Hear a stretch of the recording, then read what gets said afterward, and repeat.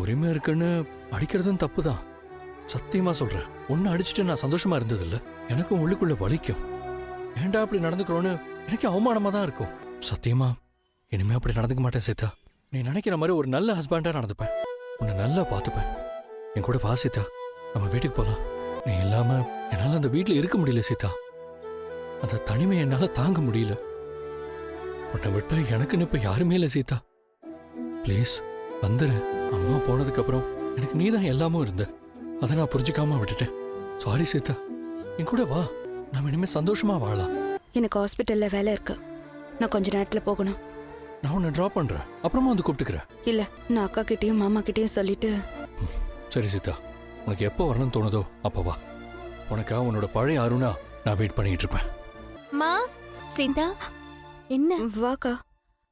அம்மா இல்ல? கடைக்கு போயிருக்காங்க. ஏன் ஒரு மாதிரி இருக்க? அவர் வந்துட்டு போனாரு. அருணா என்ன ஏதாவது சண்டை போட்டு போனாரா? உன்னை திட்டினாரா? இல்லக்கா, பொறுமையா தான் பேசினாரு. என்கிட்ட மன்னிப்பு கேட்டாரு. அருண் மன்னிப்பு கேட்டாரா? அவர் அம்மா இறந்த இழப்ப தாங்கிக்க முடியல. அதனாலதான் இப்படி எல்லாம் நடந்துக்கிட்டேன்னு ஃபீல் பண்ணி பேசினாரு. இனிமேல் நான் சரியா இருப்பேன், என் கூட வான்னு என்ன கூப்பிட்டாரு. நீ என்ன சொன்ன சீதா? உன்கிட்டயும் மாமா கிட்டயும் சொல்லிட்டு வரேன்னு சொன்னேன். சரி சீதா, தப்ப உணர்ந்து வந்து அவரே மன்னிப்பு கேட்டிருக்காரு. அவருக்கு இன்னொரு வாய்ப்பு கொடுக்கறது தான் நல்லது. கோபத்தோடய முழு வாழ்க்கையும் வாழ்ந்துட முடியாது. எனக்கும் அதான்க்கா தோணுது. உண்மையிலே ஃபீல் பண்ணி தான் பேசினாரு. ஆனா ஏதோ ஒரு பயம் இருக்கு. என்ன பயம்? அவர் இந்த மாதிரி முரட்டுத்தனமா நடந்துப்பாரு நான் நினைச்சதே இல்லை. இப்ப அவர் கோவம் வந்தா என்னவா மாறுவாருன்றத நான் பார்த்துட்டேன். திரும்பவும் அப்படி நடந்துக்கிட்டாருன்னா. புரியுது சீதா, ஆனா அவரே திருந்திட்டேன்னு வந்து சொல்லியிருக்காரு. மாறிட்டாரா இல்லையான்னு நீ அவர் கூட இருந்தா தானே தெரியும். நான் இந்த விஷயத்த உன் மாமா கிட்ட சொல்றேன்.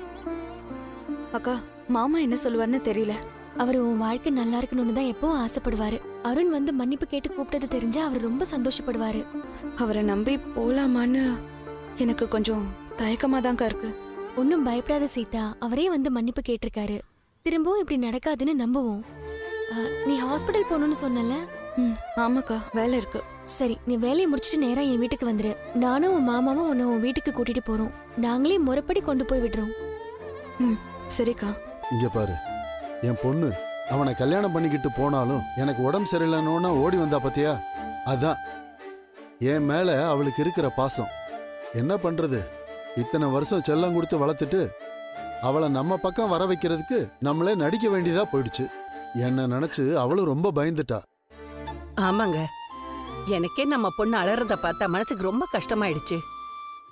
அதுவும் உங்களுக்கு ஹார்ட் ப்ராப்ளம் சொன்னதும் அவளால தாங்கவே முடியல. இத்தனை வருஷம் அவளை தனியா நானே வளர்த்தேன். அதனால எனக்கு ஏதாவது ஒண்ணுன்னா அவளால தாங்க முடியாது. அது உண்மைதாங்க. நம்ம விருப்பத்துக்கு எதிராக அவ கல்யாணம் பண்ணிட்டு போனாலும் உங்களுக்கு உடம்பு முடியலன்னு தெரிஞ்சதும் ஓடி வந்தா பாருங்க.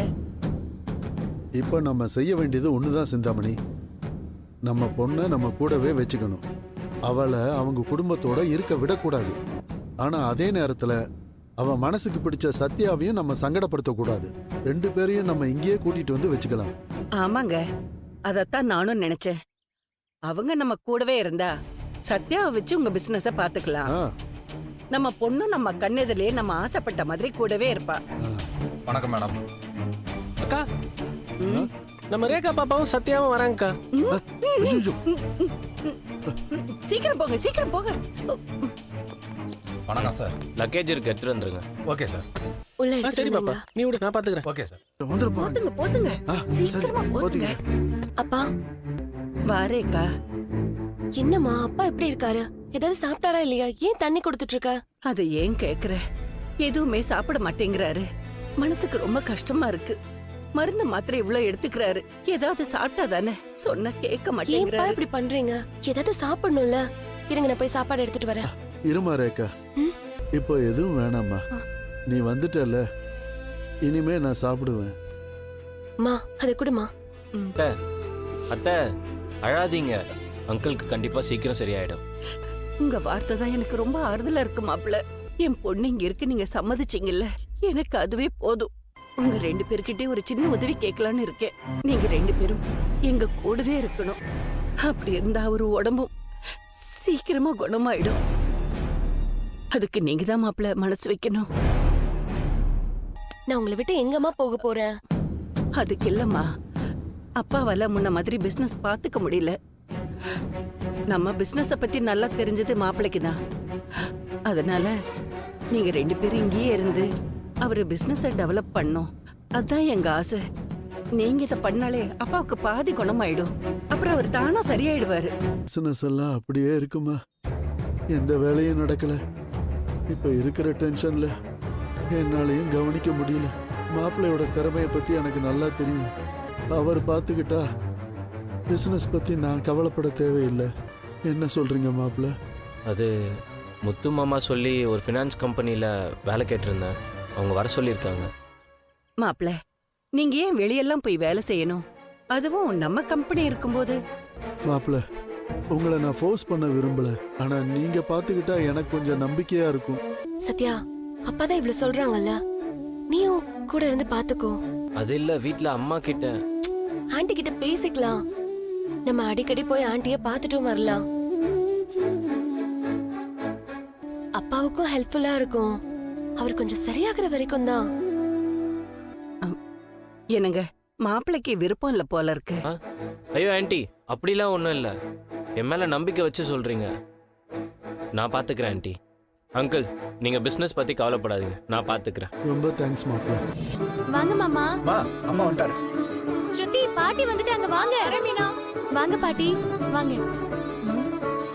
வாங்க பாட்டி, எப்படி இருக்கீங்க? வாங்க பாட்டி, எப்படி இருக்கீங்க? பாட்டி எப்படி இருக்கீங்க? நல்லா இருக்கீங்களா? யாருமா நீ? அண்ணாமலை, யார் இந்த பொண்ணு? பாட்டி, என் மேல ஏதாவது கோவமா இருக்கீங்களா? நீ யார் எவருன்னே தெரியல. உன் மேல நான் ஏமா கோவமா இருக்க போறேன்? ஏண்டா முத்து, பக்கத்து வீட்டு பொண்ணா அது? யார் இது? என்ன எப்படி இருக்கீங்கன்னு கேக்குறா? பாட்டி, என்ன இப்படி கேக்குறீங்க? முத்து, இது யாரு அது? ஒரே பொம்பளை பிள்ளைங்களா இருக்குது. ஏங்க, என்னாச்சு உங்களுக்கு? என்னடி விஜயா, 6 மாசம் முன்னாடி பார்க்கும்போது ஒல்லியா இருந்த, இப்ப நல்லா பெருத்து போயிருக்க. என் பிள்ளைய பாத்துக்காம நீ மட்டும் தின்னுட்டு இருக்கியா? ஓடி ஆடி அசைஞ்சு வேலை செய்யறதே இல்லையா நீ? என்னம்மா, ரொம்ப வருஷமா நீங்க இப்படிதான் இருக்கீங்க? புதுசா கேக்குறாங்க. ஏய் மனோஜ், நீ படிப்பை முடிச்சிட்டியா இல்லையா? இல்ல இன்னும் படிச்சுட்டே தான் இருக்கியா? படிச்சு முடிச்சிட்டியாவா? பாட்டி, என்ன பாட்டி என்னென்னமோ சொல்றீங்க? என்னடா ரவி இது? தாடி மிஸ் எல்லாம் வளர்த்திருக்க, பெரிய மனுஷன் ஆயிட்ட போல. காலேஜ் போலியா நீ? என்னடா ரவி, உன காலேஜ் போலியான்னு கேக்குறாங்க. இது யார் அது? உன் ஃப்ரெண்டா? அண்ணாமலை, என்னடா இது? யார் இந்த பொண்ணுங்க? கல்யாணம் ஆகாத 3 ஆம்பளை பசங்க இருக்கிற வீட்டுல இப்படி பொண்ணுங்க வந்து இருந்தா என்னடா நினைப்பாங்க? ஏங்க, அத்தை பேசுறது எதுவுமே புரியல. ஏன் இப்படி எல்லாம் பேசுறாங்க? விடு விஜயா. அம்மா, இந்த பொண்ணுங்கெல்லாம் நமக்கு வேண்டப்பட்டவங்க. நம்ம சொந்தமா? நான் இது வரைக்கும் பார்த்ததே இல்லையே. விஜயா வீட்டு சொந்தமா? பாட்டி, இப்பதானே வந்திருக்கீங்க, எல்லாத்தையுமே ஆறாம அப்புறமா பேசலாமா? ஆமாம்மா, வண்டியில வந்தால களைப்பா இருப்பீங்க. ரூம் போய் ரெஸ்ட் எடுங்க. கூட்டு போட. இல்லடா, இந்த பொண்ணுங்க எல்லாம் அப்புறமா பேசிக்கலாம். வாங்க போமா, வாங்க, போ ரெஸ்ட் எடுங்க. இந்த ரூம் போங்க. மாமா, என்னாச்சு மாமா பாட்டிக்கு? என்னையும் ஸ்ருதியும் யாருன்னு கேக்குறாங்க? எங்களை என்னமோ இன்னும் படிச்சிட்டு இருக்கோன்னு சொல்றாங்கப்பா. இதுல யாருக்கும் கல்யாணம் ஆவல வேற சொல்றாங்க. ஏங்க, என்னதாங்க நடக்குது? என்னாச்சு அத்தைக்கு? ஏன் இப்படி ஆயிட்டாங்க? அம்மா இத்தனை வருஷமா நோய் நொடி இல்லாம ஆரோக்கியமா இருந்தாங்க. அது கடவுளுக்கு பொறுக்கல, அப்படி ஒரு நோயை கொடுத்துட்டா. நோயா? மாமா, என்னாச்சு பாட்டிக்கு? அது என்னமோ டிமென்சியான்னு சொல்றாங்க. டிமென்ஷியாவா? அது என்னதுங்க, புதுசா ஏதாவது வியாதி வந்திருக்கா? இல்ல ஆண்டி, டிமென்ஷியானா ஒரு குறிப்பிட்ட ஞாபகங்கள் மட்டும் மறந்து போறது. மறந்து போதா? மறந்து போறதா? அப்படின்னா ஞாபகம் மறதியா? அது மொத்தமா அப்படி சொல்ல முடியாதுமா. லைஃப்ல நடந்த ஏதாவது சில வருஷங்கள் மட்டும் மறந்துடுவாங்க. அம்மாவுக்கு அப்படித்தாண்டா ஆயிருக்கு. மாமா, என்ன மாமா சொல்றீங்க? ஆமாம்மா, அம்மாவுக்கு இப்ப கொஞ்சம் வருஷமா நடந்ததே ஞாபகம் இல்லை. நடந்தது எல்லாத்தையுமே மறந்துட்டாங்க. அதுக்கு முன்னால் நடந்ததெல்லாம் ஞாபகத்துக்கு இருக்கு. ஐயோ, அதனால மீனா, சுருதி இவங்களை எல்லாம் யாருன்னே அவங்களுக்கு தெரியல. அவங்கள பொறுத்த வரைக்கும் இந்த வீட்டுக்குள்ளார கல்யாணமாகி எந்த மருமகளும் வரல. நம்ம பசங்கள்லாம் இன்னும் படிச்சுட்டு இருக்கிறாங்கிறது தான் அவங்களுக்கு ஞாபகம் இருக்கு. எங்க எப்படிங்க இந்த மாதிரிலாம் ஆச்சு? வயசாகுதுல்ல, அதனால அப்படி இருக்கு. அப்படி கொஞ்சம் வருஷம்னு சொல்றீங்க, இவங்களை எப்படி சமாளிக்கிறது? இதுல சமாளிக்கிறதுக்கு என்ன இருக்கு? இனிமே நம்ம தான் அவங்கள கவனமா வச்சு பார்த்துக்கணும். இந்த நிலைமையில அவங்கள தனியாகவும் விட முடியாது. அவங்கள நம்ம தான் பார்த்துக்கணும். ஏங்க, ஏற்கனவே இந்த வீட்ல ஏகப்பட்ட பிரச்சனை, இதுல இது வேறயா? அப்போ அவங்க முன்னாடி அவங்களுக்கு ஏத்த மாதிரி நடிக்கணுமா? நீதான் நல்லா நடிப்பிய. எத்தனை விஷயத்த மறைச்சு நீ நடிச்சிருக்க. பாட்டி தூங்கிட்டாங்கப்பா. டேய் முத்து, என்னடா அப்பா என்னென்னமோ சொல்றாரு? ஆமாடா, பாட்டிக்கு எப்பவுமே மெமரி பவர் ரொம்ப அதிகம்டா. பல வருஷத்துக்கு முன்னாடி நடந்ததை கேட்டா கூட அதை வார்த்தை மரம் அப்படியே சொல்லுவாங்க. அவங்களுக்கு இப்படி ஆகும்னு நினைக்கவே இல்லடா. ஏங்க, எனக்கு ரொம்ப கஷ்டமா இருக்குங்க. என்ன சொந்த பேத்தி மாதிரி பாத்துக்கிட்டாங்க. இப்ப என்ன யாருன்னு கேக்குறாங்க. அவங்களுக்கு இப்படி ஆயிருக்க கூடாதுங்க. அதெல்லாம் யாரும் கவலைப்படாதீங்க, எல்லாம் சரியாயிடும். எல்லாரும் கேட்டுக்கோங்க, டாக்டர் சில விஷயம் சொல்லியிருக்கிறாங்க. இப்ப நம்ம பாட்டியோட உலகமே பல வருஷத்துக்கு முன்னாடி போயிடுச்சு. யாரும் ஃபோர்ஸ் பண்ணி இப்ப நடந்த விஷயம் எதுவுமே அவங்ககிட்ட சொல்ல வேணாம். அதுக்கப்புறம் அவங்க அதை யோசிச்சாங்கன்னா பாட்டிக்கு இன்னும் பாதிப்பு அதிகமாயிடும்னு சொல்லியிருக்கிறாங்க. இதுக்கு ட்ரீட்மெண்ட்லாம் எதுவும் இல்லையா முத்து? திரும்ப பாட்டிக்கு ஞாபகமே வராதாடா? வர்றதுக்கெல்லாம் வாய்ப்பு இருக்குன்னு டாக்டர் சொல்லிட்டாங்கடா. ஆனா அது தானா வரணும், நம்மளாம் ஞாபகப்படுத்தக்கூடாது. அது மட்டும் இல்ல, இனிமே பாட்டி ஞாபகத்துக்கு ஏத்த மாதிரி தான் நம்ம பேசணும், நடந்துக்கணும். அவங்க உலகத்துக்கு ஏத்த மாதிரி தான் நம்மளும் வாழணும். அப்பதான் பாட்டிக்கு சீக்கிரமா சரியாகணும் டாக்டர் சொல்லியிருக்கிறாங்க. அது சரி. அது என்னமோ ஏன் ஒருத்திக்கு தான் டிசைனா பிரச்சனைகள்லாம் வருது. எப்பதாண்டா சரியாகும் அவங்களுக்கு? எப்ப ஆனா என்ன, கஷ்டப்பட்டு தனியால என்ன அவங்க வளர்த்தலையா? முத்து வளர்த்தாங்க. இனிமே அவங்கள பாத்துக்க வேண்டியது நம்முடைய கடமை. அது புரிஞ்சு நடந்துங்க. சொல்லு சீதா. அப்படியா? சரி, இப்ப உடனே நாங்க அங்க வரோம். நீ அங்கேயே இரு. என்ன மீனா, யாரு? சீதா தான் கால் பண்ணா. நம்ம பேசிட்டு இருந்தோம்ல. ஆமால. சரி வா, போயிட்டு இருந்தோம். அருண், வாங்க, உள்ள வாங்க. உள்ள வா சீதா, உள்ள வா சீதா. வாங்க, உள்ள வாங்க. அதான் கூப்பிடுறாருல, உட்காருங்க. இல்ல பரவாயில்ல, இருக்கட்டும். எப்படி இருக்கீங்க? இருக்கேன். மீனா சொன்னா நீ வந்து சீதாவை கூப்பிட்டீங்கன்னு சொல்லி. நீ ஏன் எல்லாத்தையும் புரிஞ்சு வந்து கூப்பிட்டுருக்கல, அதுவே எனக்கு சந்தோஷமா தான் இருக்கு. அப்படிதான் இருக்கணும். புருஷன் முன்னாடிக்குள்ள விட்டு கொடுத்தான் போகணும். அதை விட்டுட்டு ஈகோ காட்டுறது, பாசத்தை மறைச்சிட்டு காட்டாம இருக்கிறது, இதெல்லாம் பண்ணா வாழ்க்கையே வாழ முடியாது. ஒரு விஷயத்தை மட்டும் தெளிவா தெரிஞ்சுக்கோ. நமக்கு ஒரு நல்லதுன்னா சந்தோஷப்படுறதும், நமக்கு எதனா ஒன்றா அழுறதும் நம்ம ஒய்ஃப் மட்டும்தான். அதை நீ புரிஞ்சுக்கிட்டேனாலே போதும். நான் ஏதோ உனக்கு அட்வைஸ் பண்றேன்னு நினைக்காத, மனசில் பட்டதை சொல்றேன். நீங்களே சீதாவை தேடி வந்து மன்னிப்பு கேட்டீங்க. இதுவே அவளுக்கு ஒரு பெரிய ஆறுதலா இருக்கும். சீதா எப்பவுமே உங்களை வெறுத்ததில்லை. அவ விரும்பின ஒருத்தரா நீங்க எப்பவுமே இருக்கணும்னு தான் அவ ஆசைப்படுறா. சில விஷயங்கள் உன்கிட்ட சொல்லணும்னு தோணுது. நான் உன்னை குத்தி காட்டுறதுக்காகவோ இல்லை கோவப்படுத்துறதுக்காகவோலாம் பேசல. இல்லை, என் மேலேயும் தப்பு இருக்கு.